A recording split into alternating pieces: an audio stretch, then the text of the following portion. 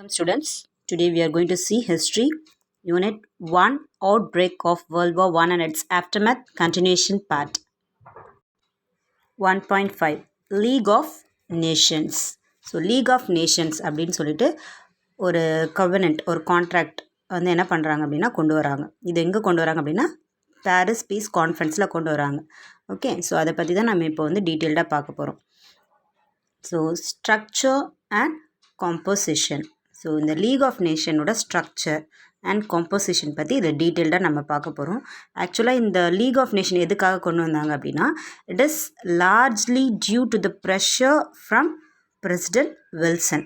ஆக்சுவலாக எதுக்காக அப்படின்னு பார்த்தீங்கன்னா ஒரு பீஸ்ஃபுல்லாக இருக்கணும் நேஷன் அப்படின்றதுக்காக கொண்டு வராங்க. இதை கொண்டு வரதுக்கு யார் வந்து ப்ரெஷர் கொடுக்குறாங்க அப்படின்னு பார்த்தீங்கன்னா யூஎஸ்ஏயோட பிரசிடென்ட் உட்ரோ வில்சன் தான் வந்து இதை கம்பல் பண்ணி இந்த லீக் ஆஃப் நேஷனை வந்து கொண்டு வராங்க.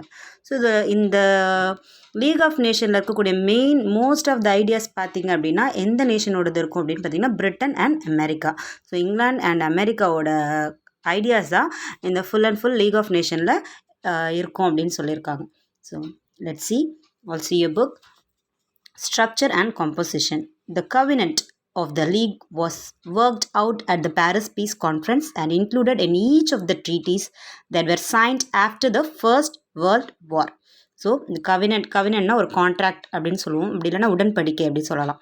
ஸோ இதில் வந்து இது வந்து எப்போ அப்படின்னு பார்த்தீங்கன்னா பாரிஸ் பீஸ் கான்ஃபரன்ஸில் தான் இது வந்து இடம்பெற்றுருந்துச்சு. ஸோ இதில் வந்து என்ன பண்ணாங்க அப்படின்னா ஃபர்ஸ்ட் வேர்ல்டு வார் முடிஞ்சோடனே இந்த ட்ரீட்டிஸில் வந்து சைன் வாங்கிட்டாங்க. It was largely due to the pressure from President Wilson that this task was accomplished. In drawing up the constitution of this organization, the ideas of the Britain and America prevailed. So நான் already சொன்ன மாதிரி இந்த league of nation கொண்டு வரதுக்கு ரொம்ப pressure கொடுத்தது president Wilson. இதில் இருக்கக்கூடிய ஐடியாஸ் மோஸ்ட்லி பார்த்தீங்கன்னா பிரிட்டன் அண்ட் அமெரிக்காவோட தான் இருக்கும். The next paragraph. The league, which was formed in 1920, consisted of 5 bodies: the Assembly, the Council, the Secretariat, the Permanent Court of Justice, and the International Labour Organization. Each member countries was represented in the Assembly. So 5 bodies இருக்குதுன்னு நான் சொல்லியிருக்கேன். So இது வந்து 1920 இந்த league வந்து start ஆகிருக்கு. So இதில் மொத்தம் 5 bodies. ஸோ இதில் பார்த்தீங்க அப்படின்னா அசம்பிளி எல்லா கண்ட்ரீஸோட ரெப்ரசன்டேட்டிவ் வந்து அசம்பிளியில் இருப்பாங்க. The council was the executive of the league. So council தான் வந்து லீகோட முடிவுகள் எல்லாத்தையும் வந்து என்ன பண்ணுவாங்க அப்படின்னா எடுக்கிறது. Then Britain, France, Italy, Japan and the United States were originally declared permanent members of the council. So இவங்கெல்லாம் பிரிட்டன், ஃப்ரான்ஸ், இட்டாலி, ஜப்பான் இவங்கெல்லாம் வந்து பெர்மனண்ட் members அப்படின்னு சொல்லியிருப்பாங்க இந்த கவுன்சிலில். Each member had 1 vote and since all decision had to be unanimous, even the small nation possessed the right of veto. So என்ன சொல்லியிருக்காங்க அப்படின்னு பார்த்தீங்கன்னா ஒரு ஈச் மெம்பருக்கும் ஒரு ஓட் இருக்குது அப்படின்னு சொல்லியிருக்காங்க. ஸோ முடிவுன்னு பார்த்தீங்கன்னா எல்லாம் ஒரு மனதாக தான் எடுப்பாங்க. ஸோ பார்த்தீங்க அப்படின்னா ஒரு சின்ன நேஷன்ஸ் கூட என்ன பண்ணலாம் அப்படின்னா அவங்களோட மறுப்பை வந்து தெரிவித்து கொள்ளலாம் அப்படின்னு சொல்லிட்டு தான் இந்த லீக் வந்து ஸ்டார்ட் பண்ணியிருக்காங்க.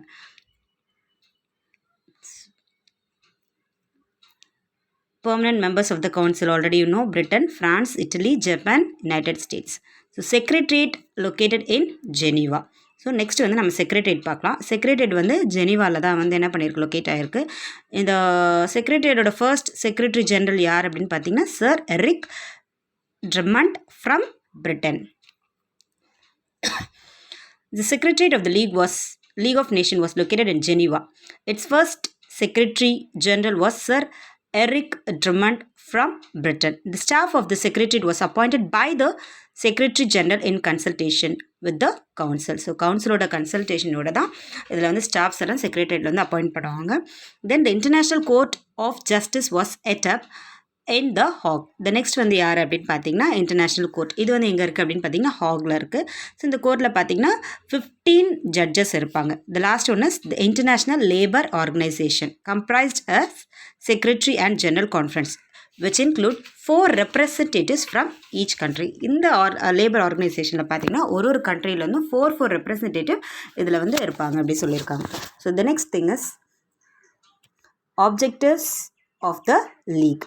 ஸோ இந்த லீக் வந்து மெயினாக எதுக்கு ஸ்டார்ட் பண்ணாங்க, இந்த ஆப்ஜெக்டிவ்ஸ் அப்படின்னு சொல்லும்போது என்ன கோல், லீகோட கோல் என்ன அப்படின்னு பார்த்தீங்கன்னா avoid war and maintain piece in the world.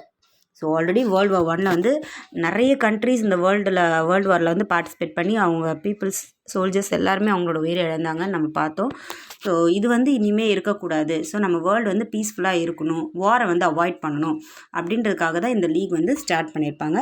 Then promote international cooperation in economic and social affairs அப்படின்னு சொல்லியிருப்பாங்க. ஸோ இன்டர்நேஷ்னலி நம்ம வந்து எப்படி இருக்கணும் அப்படின்னு பார்த்திங்கன்னா ஒரு கோஆப்ரேஷனோடு இருக்கணும் எக்கனாமிக் அண்ட் சோஷியல் அஃபேர்ஸில் அப்படின்னும் சொல்லியிருக்காங்க. Let's see briefly. The two-fold objectives of the League of Nations was to avoid war and maintain peace in the world, and to promote international cooperation in economic and social affairs. The League intended to act as conciliator and arbitrator and thereby resolve a dispute in its early stage. So என்ன சொல்லியிருக்காங்க அப்படின்னு பார்த்தீங்கன்னா மெயினாக இந்த லீகோட இது வந்து avoid war and maintain piece அப்படின்னு சொல்லியிருக்காங்க.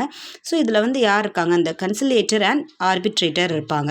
ஸோ அப்படின்னா என்ன அப்படின்னா இந்த சமரசம் செய்யக்கூடியவர்களும் நடுவர்களும் இருப்பாங்க. ஸோ ஒரு பிரச்சனை அப்படின்னும் போது ஸ்டார்டிங்லேயே நம்ம என்ன பண்ணணும் அப்படின்னா இவங்ககிட்ட போய் நம்ம முறையிட்டோம் சொன்னோம் அப்படின்னா அவங்க வந்து அந்த ஸ்டார்டிங் ஸ்டேஜ் அந்த வார் ஸ்டார்ட் ஆகிறதுக்கு முன்னாடியே என்ன ப்ராப்ளம் அப்படின்னு சொல்லிட்டு இவங்க வந்து என்ன பண்ணுவாங்க, சால்வ் பண்ணுவாங்க. ஸோ இதுதான் இவங்களோட மெயின் கோலாகவே இருக்குது.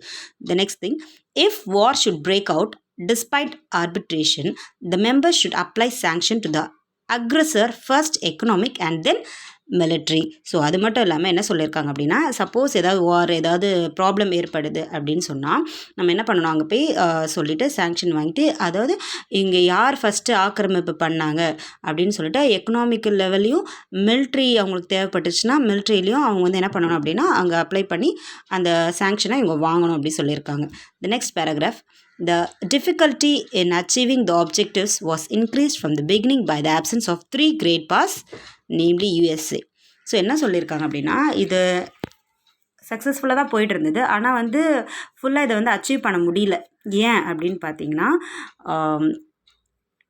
By the absence of 3 great powers.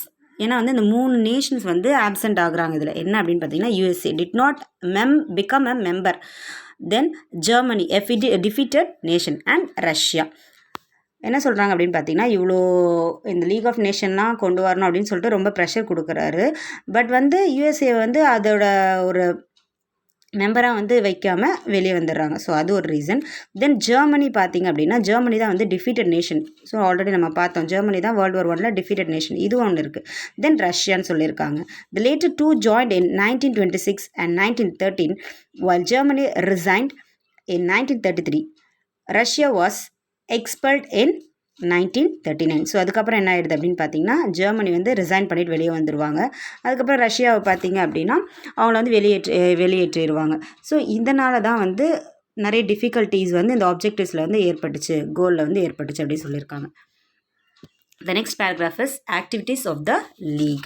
So லீகோட ஆக்டிவிட்டீஸை நம்ம பார்க்க போகிறோம். எப்படி சக்ஸஸ்ஃபுல்லாக இந்த லீக் வந்து லீட் பண்ணிட்டு போச்சு, என்னென்ன பிரச்சனையெல்லாம் இவங்க சால்வ் பண்ணாங்க அப்படின்றத இங்கே கொடுத்துருக்காங்க. So this is your 4th detail answer. So உங்களுக்கு 4th கொஸ்டின் வந்து டீட்டெயில் கொஸ்டின் வந்து estimate the work done by the league of nations அப்படின்னு கொடுத்துருப்பாங்க.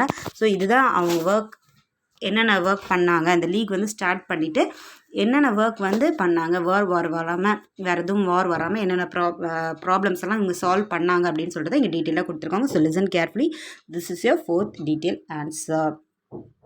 தி league was called in to settle a number of disputes between 1920 and 1925. Already உங்களுக்கே தெரியும் இந்த league எப்போ start ஆச்சு, 1920 ஸ்டார்ட் ஆச்சு. ஸோ 1920 25 ஒரு 5 இயர்ஸில் வந்து பார்த்திங்கன்னா நிறைய டிஸ்பியூட்ஸ் வந்திருக்கு, நிறைய ப்ராப்ளம்ஸ் வந்திருக்கு. எல்லாத்தையுமே அவங்க என்ன பண்ணியிருக்காங்க, செட்டில் பண்ணியிருக்காங்க. The league was successful in 3 issues. In 1920, a dispute arose between Sweden and Finland over the sovereignty of the Åland Islands. The league ruled that the island should go to Finland. So என்ன சொல்லியிருப்பாங்க அப்படின்னு பார்த்தீங்கன்னா 3 issues வந்து ரொம்ப சக்ஸஸ்ஃபுல்லாக அவங்க என்ன பண்ணியிருக்காங்க, டீல் பண்ணியிருக்காங்க அப்படின்னு சொல்லியிருக்காங்க. ஸோ அது என்னென்ன இஷ்யூஸ் அப்படின்னு சொல்லிட்டு அங்கே டீட்டெயிலாக கொடுத்துருக்காங்க. இதில் ஃபர்ஸ்ட் இஷ்யூ என்ன அப்படின்னு பார்த்தீங்கன்னா ஸ்வீடன் அண்ட் ஃபின்லாண்ட். ஸ்வீடனும் ஃபின்லாண்டும் வந்து என்ன பண்ணுவாங்க அப்படின்னா சண்டை போட்டுப்பாங்க. இந்த ஆலாண்ட் ஐலாண்ட் இது வந்து ஒரு ஐலாண்ட் ஆக்சுவலி. இந்த ஐலாண்ட் வந்து எங்களோட தான் அப்படின்னு ஸ்வீடன் சொல்லுவாங்க. ஃபின்லாண்ட் வந்து இது எங்களோட தான் அப்படின்னு சொல்லுவாங்க. ஸோ இந்த ப்ராப்ளமை வந்து இந்த லீக் ஆஃப் நேஷன் கிட்ட அவங்க சொல்லும் போது லீக் ஆஃப் நேஷன் வந்து 2 பேர்ட்டையும் பேசி யாருக்கு இந்த ஐலாண்ட் வந்து சொந்தம் அப்படின்னு சொல்லிட்டு கடைசி என்ன பண்ணுவாங்க அப்படின்னு பார்த்தீங்கன்னா ஃபின்லாண்டுக்கு தான் இது வந்து சேரும் அப்படின்னு சொல்லிட்டு இந்த ப்ராப்ளம் வந்து சக்ஸஸ்ஃபுல்லாக என்ன பண்ணுவாங்க அப்படின்னா சால்வ் பண்ணுவாங்க. So this is the first successful dispute. The next listen, continuation. In the following year, the League was asked to settle the frontier between Poland and Germany in the Upper Silesia, which was successfully resolved by the League. So, second problem என்ன அப்படின்னு பார்த்தீங்கன்னா போலாண்டுக்கும் ஜெர்மனிக்கும் ஒரு எல்லை பிரச்சனை இருந்தது. So இந்த எல்லை பிரச்சனை வந்து என்னது சிலேஷியா அப்படின்ற ஒரு ஊர் தான். ஸோ இது வந்து யாருக்கு வரும், இந்த எல்லை வந்து எங்களோட பிளேஸ் எதில் முடியுது, எங்களோட ஏரியா எதில் முடியுது அப்படின்னு சொல்லிட்டு இவங்க 2 பேருக்கும் நடந்த பிரச்சனையில் இந்த லீக் ஆஃப் நேஷன் கிட்ட இவங்க போய் சொல்லும் போது இவங்க வந்து என்ன பண்ணுவாங்க அப்படின்னா அந்த ப்ராப்ளம் வந்து சார்ட் அவுட் பண்ணிடுவாங்க. ஸோ இங்கேயும் வந்து அவங்களுக்கு ஒரு பெரிய சக்ஸஸ் யாருக்கு, லீக் ஆஃப் நேஷனுக்கு. ஸோ தேர்ட் சக்ஸஸ்ஃபுல் விஷயம் என்ன அப்படின்னு சொல்லிட்டு பார்க்கலாம். The third dispute was between Greece and Bulgaria in 1925. Greece invaded Bulgaria and the League ordered a ceasefire. After investigation, it blamed Greece and decided that Greece was to pay reparations. So என்ன ஆகுது அப்படின்னு பார்த்தீங்க அப்படின்னா third dispute வந்து க்ரீஸ்க்கும் பல்கேரியாவுக்கும் இவங்க 2 பேருக்கும் நடுவில் சண்டை வருது.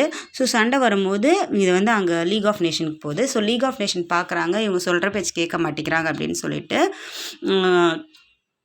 லீக் வந்து என்ன சொல்லுவாங்க அப்படின்னா சீஸ் ஃபயர் அப்படின்னு சொல்லுவாங்க. ஸோ கடைசியாக வந்து யார் மேலே பிரச்சனை அப்படின்னு சொல்லி பார்க்கும்போது இட் பிளேம்ட் க்ரீஸ், அதாவது பல்கேரியா வந்து க்ரீஸ் மேலே வந்து பழி சொல்லுவாங்க. ஸோ வந்து க்ரீஸ் தான் காரணம் அப்படின்னு சொல்லிட்டு முடிவாயிரும். ஸோ அதனால் வந்து லீக் ஆஃப் நேஷன் என்ன பண்ணுவாங்க அப்படின்னா ஓகே க்ரீஸ் தான் வந்து இந்த ப்ராப்ளமுக்கு வந்து காரணம் அப்படின்னு சொல்லிட்டு என்ன பண்ணுவாங்க க்ரீஸை வந்து ரெப்ரேஷன், அதாவது அந்த வார் நடந்த அந்த அவங்க இழப்பீடுகள் சொல்லுவாங்க. ஸோ அதை வந்து நீங்கள் பே பண்ணிடணும் அப்படின்னு சொல்லிட்டு இந்த ப்ராப்ளமையும் இவங்க சக்ஸஸ்ஃபுல்லாக என்ன பண்ணுவாங்க அப்படின்னு பார்த்தீங்கன்னா டீல் பண்ணுவாங்க. ஸோ இதுதான் வந்து இந்த 3 ப்ராப்ளம்ஸ் வந்து சூப்பராக வந்து லீக் ஆஃப் நேஷன் வந்து என்ன பண்ணியிருப்பாங்க டீல் பண்ணியிருப்பாங்க. ஸோ அதுக்கப்புறமா என்ன ஆகுது அப்படின்னு சொல்லிட்டு பார்க்கலாம். Thus, the League had been successful until signing of Locarno Treaty in 1925. So, 1925 வரைக்கும் இந்த லீக் வந்து நல்லா சக்ஸஸ்ஃபுல்லாக போயிட்டே இருந்தது. ஸோ இந்த லொக்கார்னோ ட்ரீட்டி அப்படின்னு ஒரு ட்ரீட்டி வந்து சைன் பண்ணுவாங்க. இது அவங்க ஃபில்லப்பில் கேட்பாங்க எந்த இயர் அப்படின்னு கேட்பாங்க. ஸோ 1925 லொக்கார்னோ ட்ரீட்டி வந்து என்ன பண்ணுவாங்க அப்படின்னா சைன் பண்ணுவாங்க. அது வரைக்குமே இந்த பீஸ்ஃபுல்லாக தான் இந்த லீக் வந்து போயிட்டே இருந்தது. ஸோ நிறைய நேஷன்ஸ் வந்து என்ன பண்ணுவாங்க சைன் பண்ணுவாங்க, நாங்கள் யார் கூட சண்டை போட மாட்டோம் அப்படின்னு சொல்லிட்டு. By this treaty Germany, France, Belgium, Great Britain and Italy mutually guaranteed peace in Western Europe. So இவங்க எல்லாருமே என்ன பண்ணிடுவாங்க இந்த லொக்கார்னோ ட்ரீட்டியில் சைன் பண்ணுவாங்க. நாங்கள் வந்து இனிமேல் சண்டை போட மாட்டாங்க, நாங்கள் பீஸ்ஃபுல்லாக தான் பீஸை தான் மெயின்டைன் பண்ணுவோம் அப்படின்னு சொல்லிட்டு இந்த வெஸ்டர்ன் யூரோப்பில் வந்து நாங்கள் பீஸை தான் மெயின்டைன் பண்ணுவோம் அப்படின்னு சொல்லிட்டு இந்த நேஷன்ஸ் எல்லாருமே என்ன பண்ணுவாங்க சைன் பண்ணுவாங்க. தேர் ஆஃப்டர் இதுக்கப்புறமா தான் problem. Thereafter Germany join the league and was given a permanent seat on the council. So அதுக்கப்புறமா ஜெர்மனி என்ன பண்ணிடுவாங்க, ஜெர்மனி தானே வார்லாம் அதிகமாக ஈடுபடுவாங்க. ஸோ இவங்க நேஷன் தான் பெரிய நேஷன் அப்படின்னு நான் சொல்லிட்டு இருப்பாங்க. அப்புறமா இந்த லொக்கார்னோ ட்ரீட்டிலாம் சைன் பண்ணுறாருமா ஜெர்மனியை ஓகே இவங்க அக்ரி பண்ணிவிட்டு என்ன பண்ணுவாங்க உங்களுக்கு ஒரு பெர்மனன்ட் சீட் நாங்கள் தரோம் இந்த கவுன்சில் அப்படின்னு சொல்லிட்டு இவங்க கொடுத்துருவாங்க. அப்புறமா என்ன ஆகும் அப்படின்னு பார்த்தீங்கன்னா ஆஃப்டர் 2 years, ஸோ 20 to 25 வரைக்கும் நல்லா தான் போச்சு லொக்கார்னோ ட்ரீட்டி சைன் பண்ணுறது வரைக்கும். After 2 years the USA and Russia began to participate in the non-political activities of the league. So அப்புறம் ஒரு 2 வருஷம் கழித்து பார்த்தீங்க அப்படின்னா யூஎஸ்ஏவும் ரஷ்யாவும் இந்த லீகை வந்து ஒழுங்காக லீட் பண்ணாமல் வேறு நான் பொலிட்டிக்கல் ஆக்டிவிட்டீஸ்லாம் என்ன பண்ணிகிட்டு இருந்தாங்க அப்படின்னா பார்ட்டிசிபேட் பண்ணிகிட்டு இருந்தாங்க. ஸோ அதனால் வந்து இது ஒழுங்கான ஒரு மூவில் போகலை அப்படின்னு சொல்லியிருக்காங்க. So next is violations. So இப்போ லீகில் வந்து ஏதோ பிரச்சனைகள்லாம் நடந்திருக்கு. ஸோ என்ன பிரச்சனைகள் அப்படின்னு சொல்லிட்டு நம்ம இப்போ பார்க்கலாம். ஸோ ஆக்சுவலாக இந்த லீக் வந்து என்ன ஆயிரும் அப்படின்னா சக்ஸஸ்ஃபுல்லாக போகாது. இது வந்து ஃபெயிலியரில் தான் போய் முடியும். World War I சக்ஸஸ்ஃபுல்லாக முடிஞ்சிருந்தால் World War II வந்திருக்காது. ஸோ World War II வருது அப்படின்னா கண்டிப்பாக இது வந்து ஃபெயிலியர் ஆகிருக்குன்னு அர்த்தம். ஸோ ஏன் ஃபெயிலியர் ஆச்சு, ஸோ என்ன அப்படின்னு சொல்லிட்டு நம்ம பார்க்கலாம். ஸோ வயலேஷன் ப்ராப்ளம்ஸ் என்னென்ன அப்படின்னு சொல்லிட்டு பார்க்கலாம். One of the major problems confronting the European powers was how to achieve disarmament. So என்ன சொல்லியிருப்பாங்க அப்படின்னு பார்த்தீங்கன்னா 1925 அப்புறமா வந்து என்ன யோசிச்சிருப்பாங்க அப்படின்னா யூரோப்பியன் பவர்ஸ் கிட்ட வந்து டிஸ்ஆர்மமெண்ட் பண்ணணும். அதாவது என்னென்னா ஆயுதத்தெல்லாம் குறைக்கணும். நிறைய அவங்கக்கிட்ட போர் கருவிகள்லாம் அதிகமாக இருந்ததுனால தானே இப்போ பிரச்சனை. ஸோ அதனால் டிஸ்ஆர்மமெண்ட் பண்ணணும், ஆயுதத்தெல்லாம் குறைக்கணும். எல்லா கண்ட்ரீஸும் அவங்கக்கிட்ட இருக்கக்கூடிய அந்த ஆர்மமெண்ட்டெல்லாம் வந்து என்ன பண்ணணும், கம்மி பண்ணணும் அப்படின்னு பிளான் பண்ணுவாங்க. So in 1925 the Council of the League set up a commission to hold a disarmament conference to sort out the problem. So 1925 அப்புறமா தான் பிரச்சனையே ஏற்படுது பாருங்கள். என்னென்னா ஒரு கவுன்சிலை வந்து என்ன பண்ணுவாங்க அப்படின்னா செட் பண்ணுவாங்க அந்த லீக். ஸோ அப்போ வந்து ஒரு கான்ஃபரன்ஸ் மாதிரி ஒரு மீட்டிங் மாதிரி அரேஞ்ச் பண்ணிவிட்டு நம்ம வந்து இந்த மாதிரி எல்லா நேஷன்ஸும் வந்து டிஸ்ஆர்மமெண்ட் பண்ணணும் அப்படின்னு சொல்லிட்டு அப்போ தான் இந்த ப்ராப்ளம் வந்து சால்வ் ஆகும், ஃபுல்லாக நம்ம பீஸ்ஃபுல்லாக இருக்கலாம் அப்படின்னு சொல்லிட்டு ஒரு முடிவு பண்ணுவாங்க. But the proposed conference materialised only in 1932. So இவங்க இந்த மீட்டிங்லாம் இது மாதிரிலாம் எல்லாம் கொண்டு வரணும் அப்படின்னு எல்லாம் இது பண்ணி முடிவு பண்ணி வரும்போது February 1932 ஆகிடுது. So in this conference Germany's demand of the equality of arms with France was rejected. So இந்த டைமில் வந்து ஜெர்மனி வந்து ஒரு டிமாண்ட் வைக்கிறாங்க. என்ன சொல்கிறாங்க அப்படின்னா, ஆக்சுவலாக நம்ம ஒரு அந்த ட்ரீட்டியில் நம்ம பார்த்தோம்ல வெர்சல்ஸில், ஜெர்மனி வந்து என்ன பண்ணக்கூடாது, நிறைய ஆர்மமெண்ட்ஸ் வச்சுருக்கக்கூடாது, சோல்ஜர்ஸ் எல்லாம் வந்து கம்மியாக தான் வச்சுருக்கணும் அப்படின்னு சொல்லிட்டு அவங்க சைன் பண்ணுவாங்கல்ல. ஸோ அந்த இதை வந்து இங்கே கொண்டு வருவாங்க. ஜெர்மன் சொல்லுவாங்க, இந்த மாதிரி நாங்கள் வந்து கம்மியாக வச்சுருக்க மாட்டோம், ஃப்ரான்ஸ் கிட்ட எந்த அளவு இருக்கோ அதே அளவு ஆர்ம்ஸை வந்து நாங்கள் வந்து என்ன பண்ணுவோம், அவங்களுக்கு ஈக்குவலாக நாங்கள் வச்சுருப்போம். ஏன்னா திடீர்னு சண்டை வந்துச்சுன்னா நாங்கள் எங்களோட பலத்தை காமிக்கணும் இல்லையா, அதனால் அப்படின்னு சொல்லுவாங்க. ஆனால் இந்த லீக் வந்து என்ன பண்ணிடுவாங்க, ரிஜெக்ட் பண்ணிடுவாங்க, அதெல்லாம் முடியாது அப்படி சொல்லிடுவாங்க. ஸோ அதனால் ஜெர்மனில் வந்து ஹிட்லர் அப்போ ரொம்ப ஹையாக வந்துட்டே இருப்பார் ரொம்ப. ஸோ அப்போ வந்து அவர் என்ன பண்ணுறாரு அப்படின்னு பார்த்தீங்கன்னா, in October Hitler withdraw Germany from the conference and the league. So உடனே ஜெர்மனியில் இருக்கக்கூடிய அந்த ஹிட்லர் வந்து என்ன பண்ணுவார், கோபப்பட்டு நான் வந்து இந்த லீக்லேயும் இருக்க மாட்டேன், இந்த கான்ஃபரன்ஸில் நான் கலந்துக்க மாட்டேன், நீங்கள் எங்களை வந்து கம்மியான ஆர்மி வச்சுக்க சொல்கிறீங்க அப்படின்னு சொல்லிட்டு இவர் வெளிநடப்பு பண்ணிடுவார், வெளியே வந்துடுவார். ஸோ இது ஒரு ப்ராப்ளம் ஃபஸ்ட். இதில் செகண்ட் பேராகிராஃபில் பாருங்கள், Japan attacked Manchuria in September 1931. So 1931 Japan வந்து என்ன பண்ணுறாங்க, மஞ்சூரியாவை வந்து அட்டாக் பண்ணுறாங்க. And the league condemned Japan. So இந்த லீக் வந்து என்ன சொல்கிறாங்க, கண்டம் பண்ணுறாங்க, கண்டனம் தெரிவிக்கிறாங்க. ஜப்பானை நீங்கள் எதுக்கு மஞ்சூரியாவை அட்டாக் பண்ணுறீங்க அப்படின்னு சொல்லிட்டு, ஏன்னா நம்ம பீஸ்ஃபுல்லாக தான் இருக்கணும்னு சொல்லிட்டு தானே கொண்டு வரோம், இனிமேல் எதுக்கு இந்த மாதிரி சண்டை போடுறீங்க அப்படின்னு சொல்லிட்டு கண்டனம் தெரிவிக்கிறாங்க. So Japan also follow the example of Germany and resign from the league. ஒன்று ஜப்பான் பார்க்குது, ஆனால் இது நான் எங்களோட விருப்பப்படி நீங்கள் செய்ய விட மாட்டேங்கிறீங்க அப்படின்னு சொல்லிட்டு ஜெர்மன் எப்படி வெளியே வந்துருச்சோ அதே மாதிரி ஜப்பானை என்ன பண்ணிடுவாங்க, லேட்டர் இவங்களும் வெளியே வந்துடுவாங்க, நாங்களும் இந்த லீக்கில் இருக்க மாட்டோம் அப்படின்னு சொல்லிட்டு ரிசைன் பண்ணிவிட்டு வெளியே வந்துடுவாங்க. In the context of Italy's attack on Ethiopia, the League applied sanction. As the sanction came into effect, Italy resigned from the League in 1937. So இந்த ஒரு சூழ்நிலையில் இட்டாலி வந்து எத்தியோப்பியா அட்டாக் பண்ணுறதுக்காக சாங்ஷன் வாங்குறாங்க. பட் வந்து இந்த சாங்ஷன் வந்து okay அப்படின்ற மாதிரி வரும்போது என்ன ஆயிடுது அப்படின்னு பார்த்தீங்கன்னா, இதுவும் என்ன பண்ணிடுது அப்படின்னா லீக்லேருந்து 1937 வெளியே வந்துடுறாங்க, ரிசைன் பண்ணிவிட்டு வந்துடுறாங்க. ஸோ இப்போ யாரெல்லாம் வெளியே வந்துட்டாங்க, ஜெர்மனி வெளியே வந்துட்டாங்க, ஜப்பான் வந்துட்டாங்க, இட்டாலியும் வந்துட்டாங்க.